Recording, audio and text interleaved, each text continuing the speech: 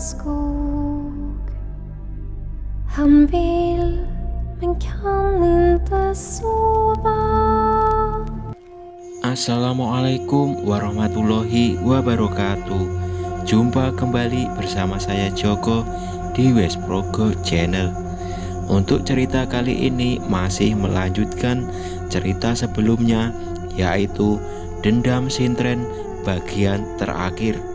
Mari kita dengarkan ceritanya.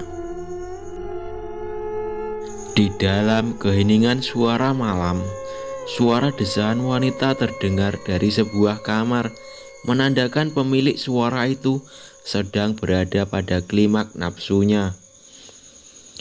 Ternyata yang ada di dalam kamar adalah Ambar dan seorang pria yang masih tampak muda. Entah sudah berapa jam mereka bercinta layaknya pengantin baru, sampai akhirnya pemuda itu memohon pamit untuk pulang karena sudah tengah malam. "Kulo nyuwun pamit rumiyin Doro." "Nyonya, saya pamit dulu," ucap seorang pria muda yang sedang memakai celana dengan gugup. "Yo wis, kowe kudu meneng Gus. Ojo sampe ana sing ngerti aku njaluk dikeloni karo kowe." "Ya udah, kamu harus diam Gus. Jangan sampai ada yang tahu aku minta dikelonin sama kamu," balas Ambar sembari bercanda. "Inggih Doro." Sebelum pria muda yang bernama Bagus itu beranjak pergi, Ambar yang masih telanjang itu berdiri dari ranjang dan berjalan menuju ke arah Bagus. Ambar lalu mencium bibir Bagus mesra, seperti tidak mau berpisah. Maklum saja, selama menikah dengan juragan Janadi, Ambar tidak bahagia. Dia harus menikah dengan laki-laki yang lebih tua darinya dan tidak ia cintai. Tapi karena desakan orang tua, akhirnya Ambar mau menikah dengan juragan yang pantasnya menjadi pamannya itu. Ambar harus merelakan masa mudanya. Semenjak menikah, Ambar memang sering melakukan hubungan terlarang di belakang suaminya. Bahkan dia sering tidur dengan Kisman karena suaminya kurang bisa memuaskannya di ranjang. Kini Ambar merasa punya mainan baru. Bagus adalah anak dari abdi dalam suaminya. Mereka masih satu rumah, tapi Bagus tinggal di kamar belakang khusus abdi dalam. Masih pagi buta ketika suara kentongan terdengar menelusup ke dalam gendang telinga. Di sebuah kebun kosong, salah satu warga yang akan berangkat ke musola untuk salat subuh menemukan tubuh tanpa kepala. Warga yang penasaran akhirnya berkumpul di tempat mayat tanpa kepala itu ditemukan. "Iki aku nemu sirahe," teriak salah satu warga. "Ini aku menemukan kepalanya." Lainnya pun berbondong-bondong menghampiri salah satu warganya itu yang menemukan kepala si mayat. "Astagfirullah, kui kan Kisman toh," ucap salah seorang warga.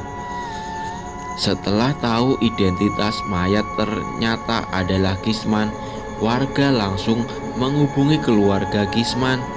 Berita tentang penemuan jenazah Kisman yang mengenaskan langsung tersebar ke seluruh penjuru desa, tidak terkecuali Ambar yang sekarang mondar-mandir di dalam kamarnya.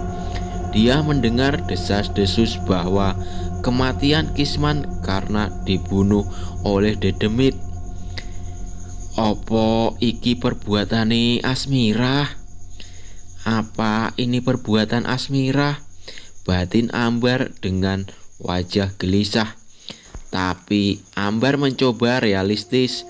Banyak yang bilang juga Kisman diserang hewan buas saat sedang melewati kebun kosong itu. Tapi entah kenapa perasaan Ambar tidak karuan, gelisah, takut dan penasaran. Malam ini Ambar berdandan cantik dan wangi untuk menemui si Bagus. Tadi pagi dia menemukan surat di atas meja riasnya.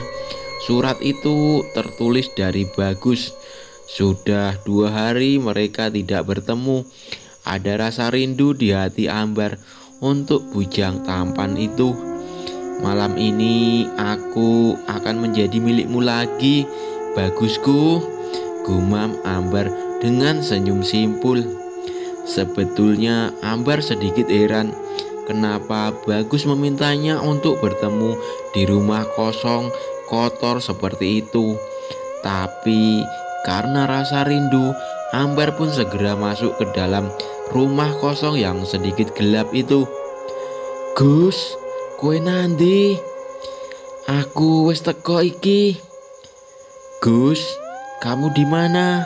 Aku sudah datang ini, teriak Ambar yang tidak sabar. Tapi tidak ada jawaban. Justru Ambar merasa bahwa hawa yang tidak enak, bau busuk tercium entah dari mana, membuatnya ingin muntah. Karena Bagus juga tidak menampakkan diri, Ambar memutuskan untuk pulang saja. Dengan perasaan sebal, Ambar berbalik menuju pintu rumah kosong itu. Tapi sebelum sampai di pintu, seseorang memanggil namanya. Ambar. Refleks, Ambar pun berbalik ke belakang. Alangkah terkejutnya Ambar saat melihat di pojokan rumah ada sosok yang menyeramkan. Matanya menatap dengan tatapan yang sangat mengerikan. Sosok itu adalah Asmirah yang memakai kebaya berwarna kuning, kebaya yang biasa dia pakai saat pentas sintren. Tapi Asmirah yang dulu cantik kini hadir dengan menampilkan penampakan yang sangat menakutkan. Wajahnya yang busuk dan berbelatung, mulutnya yang sobek hingga ke telinga menampakkan gigi hitamnya. Matanya hitam pekat, membuat siapapun yang melihatnya akan merasa sangat ketakutan. Tidak terkecuali Ambar, badannya bergetar sangat hebat karena rasa takut. Kowe meh opo As? Mau apa kamu As? Tanya Ambar dengar suara serak. Sosok Asmirah hanya menyeringai. Lalu dia perlahan mendekati Ambar. Cara berjalannya benar-benar mengerikan. Asmirah bukan berjalan menggunakan kakinya, melainkan merangkak seperti bayi. Ambar yang sudah ketakutan setengah mati langsung menggedor-gedor pintu, berharap ada seseorang yang mendengarnya. Tolong, tolong, teriak Ambar. Kamu takut ya? Hah, ejek sosok Asmirah dengan tertawa. Ambar yang tadi merasa ketakutan, entah kenapa kini menjadi marah karena mendengar ucapan hantu Asmirah. Ambar pun berbalik dan menatap sosok Asmirah yang kini ada di depannya. Setan asu, kowe wis mati. Aku ora bakal wedi karo iblis kaya kowe. Setan anjing, kamu sudah mati. Aku tidak akan takut dengan iblis seperti kamu, bentak Ambar dengan napas yang naik turun. Sosok Asmirah hanya bergeming mendengar ucapan Ambar, tapi wajahnya yang sudah mengerikan kini tampak lebih menakutkan. Hawa yang sedari tadi sudah dingin menjadi semakin mencekam. Ambar pun menyesali perkataannya barusan. Harusnya dia memohon ampun, bukannya menantang balik. Tiba-tiba pintu sedari tadi tertutup rapat itu terbuka hingga membuat Ambar yang ada di baliknya terpental ke depan. Kepalanya membentur ubin dengan keras. Belum lagi Ambar terbangun, tubuhnya sudah dibanting dan dibenturkan pada tembok, membuatnya mengadu kesakitan. Ampun, ampun Asmira, isyak Ambar. Asmira hanya berdiri di tengah-tengah ruangan kosong itu, hanya terdiam. Matanya terus saja memperhatikan Ambar yang sedang kesakitan. Saat Ambar mulai merangkak perlahan menuju pintu lemari yang ada di sebelahnya, mendadak lemari itu jatuh dan menimpanya. Aduh, teriak Ambar. Badannya terasa remuk. Lemari yang menimpanya lumayan besar dan sangat berat. Ambar pikir dia akan mati karena tertimpa lemari. Tapi tiba-tiba lemari itu terangkat dengan sendirinya. Kaki Ambar patah. Dia tidak sanggup berjalan. Kepalanya berdarah akibat terbentur ubin yang tadi ditambah dengan tertimpa lemari.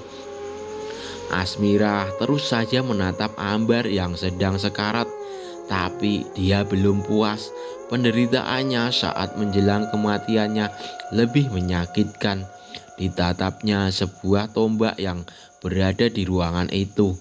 Entah itu tombak sudah berapa lama di sana, karena tombak itu sudah terlihat berkarat. Tubuh Ambar yang sudah lemas tiba-tiba melayang, membuatnya bertambah ketakutan. Ampuni aku Asmira, aku menyesal. Tolong aku aja dipateni. Ampuni aku Asmira, aku menyesal. Tolong aku, jangan dibunuh, pinta Ambar sambari menangis. Ampun, kowe wis mateni aku karena dadi gundik bojomu. Tapi kowe luwih bejat. Kowe demenan karo wong akeh. Neng mburi bojomu, kowe pantas modar. Ampun, kamu sudah membunuhku karena menjadi simpanan suamimu. Tapi kamu lebih bejat. Kamu berselingkuh dengan banyak orang yang di belakang suamimu. Kamu pantas mati Ambar. Setelah mengatakan itu, dilemparnya tubuh Ambar ke arah tombak yang kini berdiri tegak. Lalu tombak itu menusuk anus Ambar hingga tembus ke perutnya. Badan Ambar berkelejutan, sama seperti Asmira saat menjelang kematiannya. Asmira kemudian menggantung leher Ambar itu di langit-langit rumah. Tubuh Ambar yang tadi kelejutan kini berhenti total. Kini tampak jasad Ambar menggantung dengan tombak yang masih menancap di anus yang menembus ke perutnya. Lidahnya menjulur keluar dengan mata yang melotot. Darah segar menetes-netes ke lantai tepat di bawah mayat Ambar. Asmira kini menyeringai mengerikan. Dendamnya sudah terbalaskan, tapi dia tetap dikuasai amarah. Dia marah karena harus mati muda. Dia marah karena harus meninggalkan keluarganya. Dan dia marah karena janin di perutnya juga ikut mati bersamanya. Asmira menjerit-jerit. Tubuhnya merangkak cepat meninggalkan jasad Ambar yang menggantung. Ceritanya menyayat hati, diselilingi oleh suara lolongan anjing malam. Rintik hujan yang tiba-tiba jatuh membuat kampung itu tampak sangat mencekam.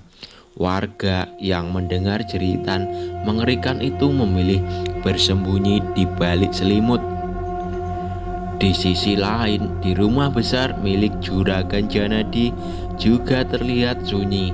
Abdi Dalem memilih berada di kamarnya masing-masing karena suasana mencekam di kampung semenjak hilangnya Asmira. Terlihat Juragan Janadi duduk termenung di dalam ranjangnya sembari menggenggam pisau. Dia bahkan tidak peduli jika istrinya Ambar belum pulang meskipun sudah tengah malam. Asmira, aku rindu. ucap Juragan Janadi sebelum mengiris pergelangan tangannya sendiri.